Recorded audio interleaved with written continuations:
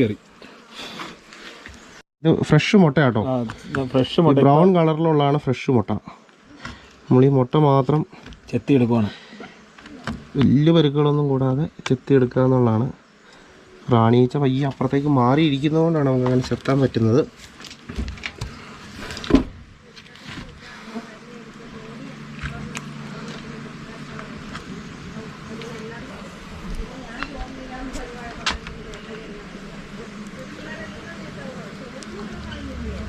ഇതിൻ്റെ അത് റാണീച്ച ഇല്ല.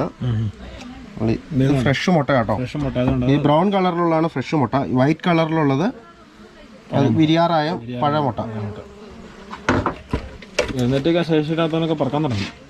അപകടമെന്ന് പറഞ്ഞാൽ മനസ്സിലായായിരിക്കുന്നത്. റാണീച്ച അതായിട്ട് അതിൽ കിടക്കണം കേട്ടോ. നിങ്ങൾക്ക് കാണിച്ചു തരാം ഞാൻ.